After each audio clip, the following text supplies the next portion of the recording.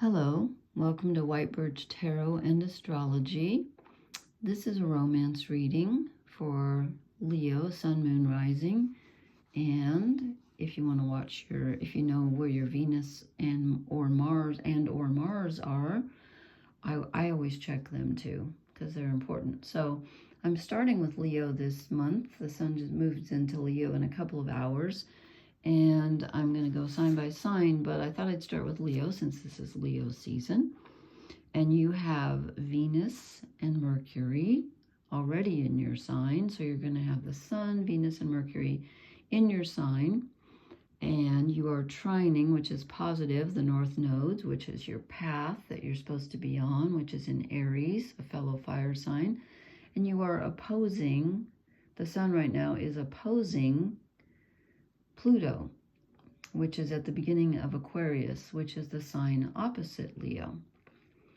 So, if you have planets in Leo, Sun, Moon, Rising, you're going to feel that Pluto opposition because it's very powerful. So depending on what degrees you have, Pluto's at 0 degrees Aquarius and moves back into Capricorn on, I think, September 14th. So during Leo season, you're opposing Pluto. Okay, that's kind of rough. And I remember when I did the sign-by-sign readings last time, excuse me, I forgot to turn on the fan.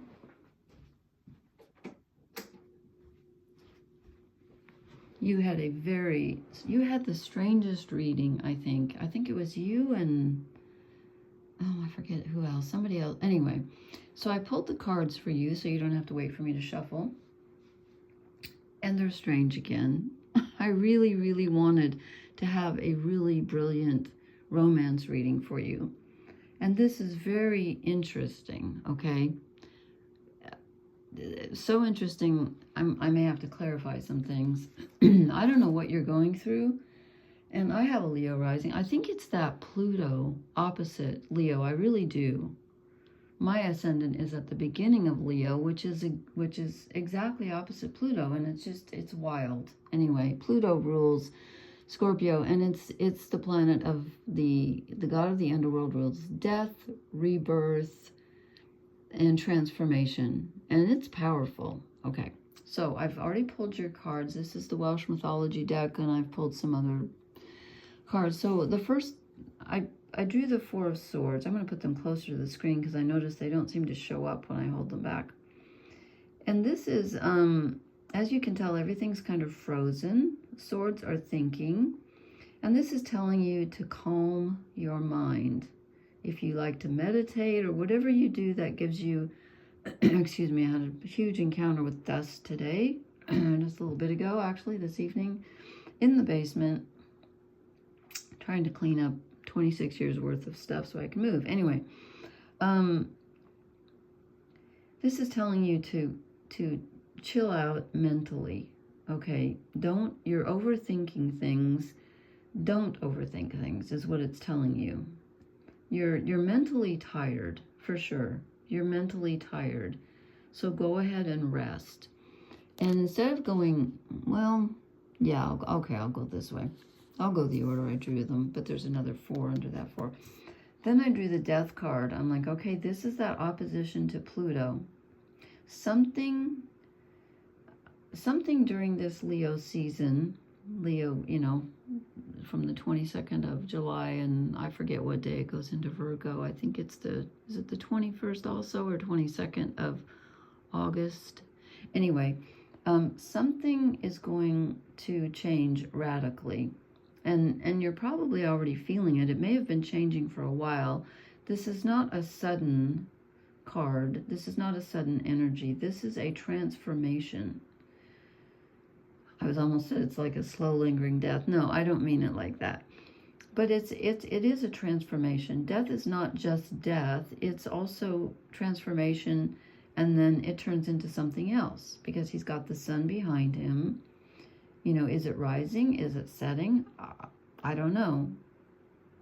I think it looks like it's rising.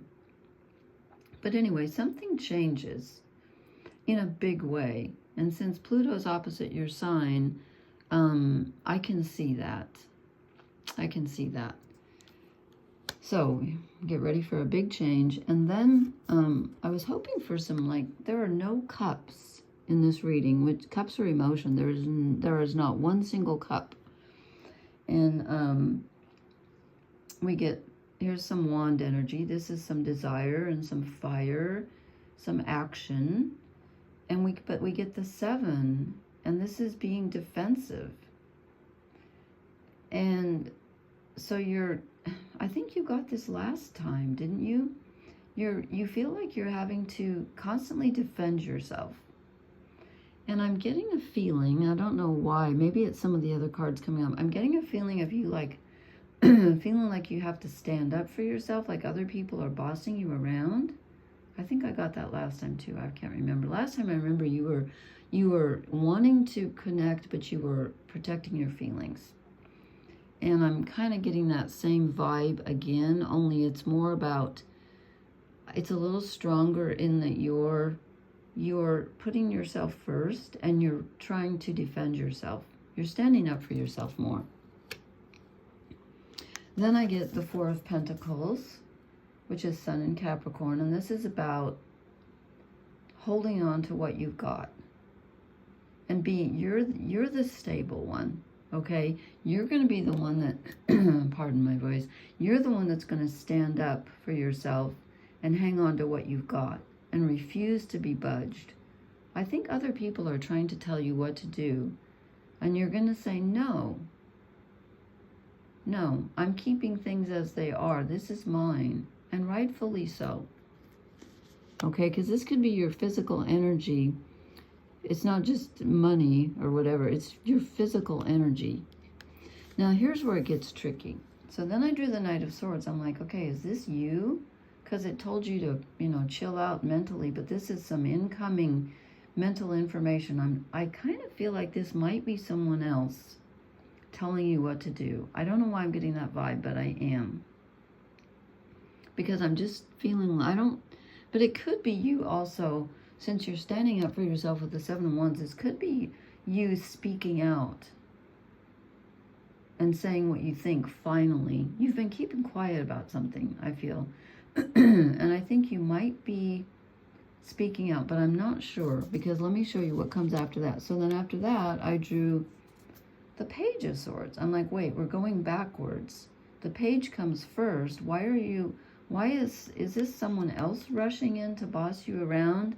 And then you're just, standing there. This is a very, sometimes it can be immature energy, or like people telling you things that aren't quite true. It's kind of unformed thoughts. It can be a new thought also, but that's usually the Ace of Swords. But this can be kind of like immature thinking. So I'm like, is someone bossing you around? And because he's very stable. Look, this is a very stable Page of Swords. He's just standing there like he's not going to move. And I don't know why I'm getting the feeling of someone bossing you around or telling you what to do. And your thinking is just like, no, I'm going to think for myself. And I'm not going to let you move me. So then I drew a clarifier from a different deck because I was a little confused between the Knight and the Page in that order. And guess what I got? Another sword court card. I got the Queen of Swords. So I'm thinking this is definitely you. Holding your ground mentally. You've made a decision, or decisions have to be made, and people are trying to tell you what to do. And you're saying, I'm thinking for myself. So I'm not saying that you're not listening to other people, but for once you're not gonna let anybody boss you around right now. You're very, Leos are very generous, and they can sometimes be people pleasers. And even though they're a fixed sign, so once they set their sights on something, especially if it resonates with their heart, they're extremely loyal. Loyalty is their middle name. But this person is mentally like just claiming her space, saying, I'm not moving, so you can tell me whatever you want. I'm not changing my mind. Okay, so that's that. And then I drew a shadow card as if we needed one, and I got the Five of Pentacles, which is feeling alone. And I think last time I did your reading, you felt like you had a heavy weight on you and like you were doing everything by yourself and everybody was relying on you. And this is similar to that. I don't see quite as much weight on you. So hopefully that's eased up a bit, but you feel alone. You feel like you're doing it alone. Nobody's helping you. And again, there are no cups here. I'm like, what? It's Leo season, you know? There is some fire, but it's kind of a defensive fire. And it's the only fire card. So I really wanted to have better news. So then I drew a couple of, actually there's some good news coming. I drew a couple of oracle cards for you, and I got the Never-Ending Story, which looks dreadful, right? It just keeps going and going. But this isn't necessarily total despair. It's about realizing that it's not over. It isn't over. You might feel like, oh my God, I've been here before and I'm tired of it. But you get the Death card. So I think you're moving on. I think you're finally putting something to rest and you're moving on and standing up for yourself. I really think so. And the story's not over. It's not over yet. So don't give up.